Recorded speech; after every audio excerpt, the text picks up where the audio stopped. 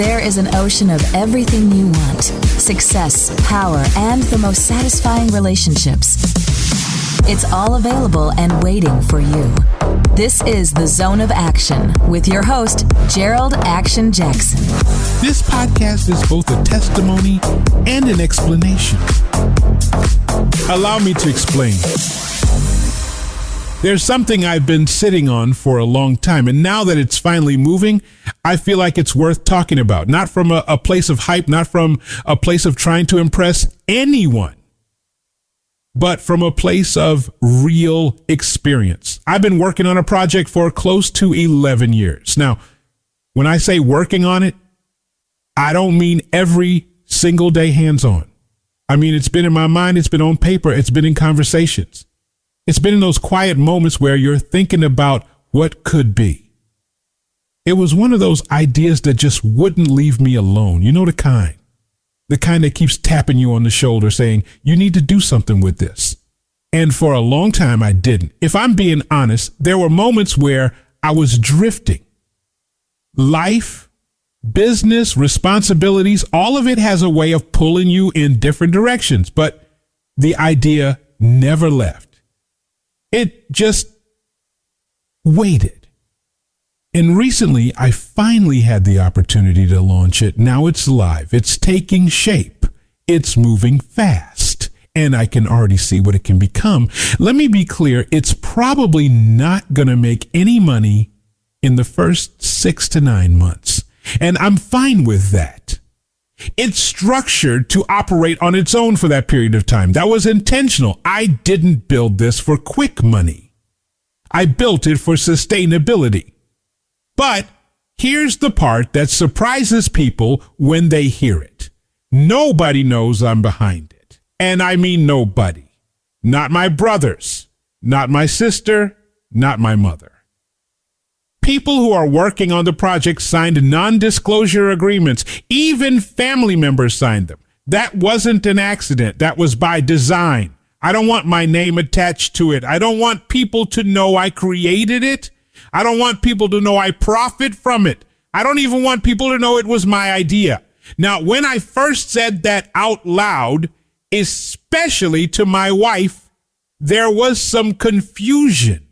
And I understand that because most people, when they build something, they want credit. They want recognition. They want to be seen. But I made a decision early on. I don't want to be seen. I want the product to be seen. There's a difference. And see, the more people know about you, the more you become a target. And that's not negativity. That's reality. Especially in today's environment, especially with social media, especially when you are a black man in America who thinks differently, who operates differently, who moves with intention. Let's just be honest about something. Everybody is not rooting for you. Some people are neutral. Some people are supportive, but there is a group of people, and it's real, who are waiting to see you fail, not because they hate you personally, but because your success forces them to look at themselves. It reminds them of what they're not doing, what they haven't done, and what they're afraid to do. And that's uncomfortable. So instead of growing, some people project, some people criticize. Some people try to interfere. Some people try to tear things down. Now imagine giving those people a clear target, attaching your name, your face, your identity to something that's growing, something that's working, something that has potential. You're not just building a product anymore. You're inviting opinions, emotions, and in some cases, problems that have nothing to do with the product itself. That's why I made the decision to stay quiet. And when I started really thinking about this, I realized this is not a new concept. This is something that's been taught for centuries. If you look at The Art of War by Sun Tzu, one of the biggest takeaways is strategy through invisibility. Move in a way where people can't predict your next step. Keep your intentions guarded. That's not about being deceptive. That's about being effective. Then you look at the 48 Laws of Power by Robert Greene. One of the consistent themes in that book is controlling perception, not showing everything, not revealing your full hand, because once people know your moves, they can counter them. And I started realizing this idea of privacy, this idea of anonymity, it's not a superpower. Like people try to make it sound, it's necessary. It's protection. There's also a financial side to this that people don't talk about enough. In The Millionaire Next Door by Thomas J. Stanley and William D. Danko, they studied people who actually built wealth over time. And what they found was interesting. A lot of wealthy individuals are not flashy. They're not loud. They're not trying to be seen. They're living below their means. They're making smart decisions and they're building quietly. That stuck with me because in today's world, we flip that. People want to look wealthy before they become wealthy. They want to be seen as successful before they've actually built anything sustainable. And that visibility comes with a cost. Rabbi Daniel Lippin talks about this in Thou Shalt Prosper. He explains that wealth is built through value, discipline, and wise decision making. Not through attention, not through popularity, and definitely not through trying to impress people. So I started asking myself a simple question. What is the advantage of putting my name on this? And the answer was, there isn't one. But there are several disadvantages. Now, let me give you a real example that shaped how I think about this. When I was working in Kansas City in radio, we had a night personality named Mel Devin. Smooth voice, strong presence, consistently top 3 ratings in multiple markets. He was doing something that at the time was ahead of its time. He was broadcasting remotely, not physically in the markets he was heard in. He was actually living in Rio de Janeiro, Brazil. But if you listen to him on the radio, you would think he was right there in your city. That's how good he was. One day, we got a court summons. Someone was trying to serve him papers for child support in Missouri. Now, here's the problem.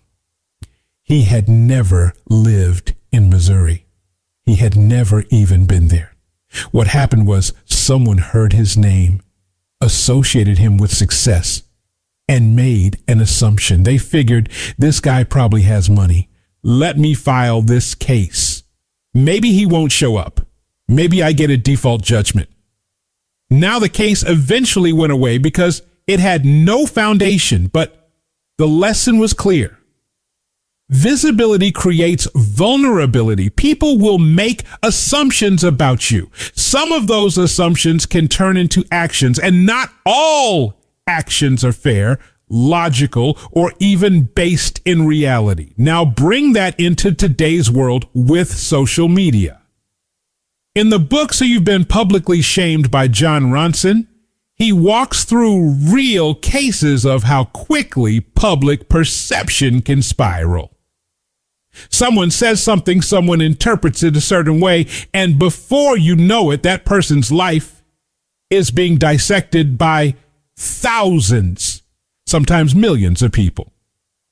That's the environment we're operating in. So when I say I want to remain anonymous with this project, it's not paranoia. It's awareness. It's strategy. Because I've also seen what happens when people know you're behind something.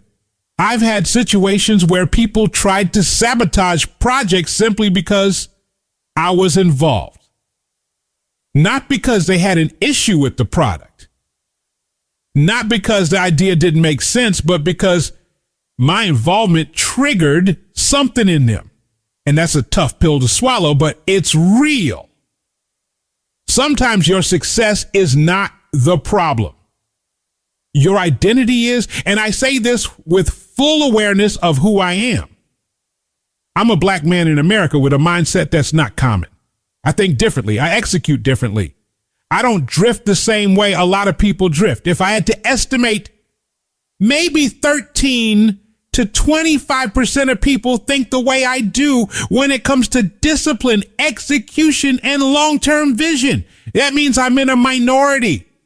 And being in a minority mindset-wise comes with advantages, but it also comes with attention, not all of it positive. So again, I asked myself, why introduce that into something that doesn't need it? This product can stand on its own. It can generate passive income. I've put people in place to run it. My main business is still radio. That's my passion. That's what I love. This project is a departure from that, but it doesn't require my face, my voice, or my identity to succeed.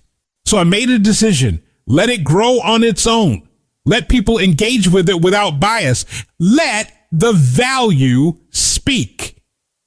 Now, some people might hear this and say, well, you're missing out on branding opportunities. You're missing out on recognition.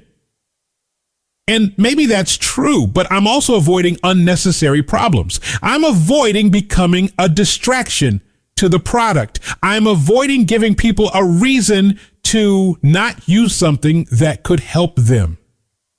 Because let's be real, there are people who will decide not to support something simply because of who is behind it. Not because it's not good, not because it doesn't work, but because of personal bias. Anonymity removes that. It creates a level playing field. Now, I want to go back to something I mentioned earlier because it's important. There's a line from the movie, The Devil's Advocate. And yes, that is a film. In that movie, there's a principle that stuck with me. Always keep them guessing. Never let them see you coming. Now, I'm not applying that in a negative way. I'm applying it strategically. Because when people don't know your moves, they can't interfere with them. When people don't know your intentions, they can't misinterpret them. When people don't know you're behind something, they can't attach their personal feelings about you to it. That's freedom. And after 11 years of thinking about this idea, after years of watching how people respond to success, how they respond to visibility, how they respond to perceived wealth, I realized something very clearly. Privacy is not optional. It's necessary. Now, does that mean you should hide everything you do? No. Does that mean you should never take credit for anything? No. What it means is you need to be strategic about what you expose and when you expose it. Everything does not need to be public. Everything does not need to be announced.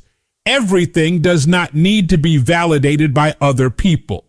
Sometimes the smartest move you can make is to build something powerful. Let it grow. Let it succeed.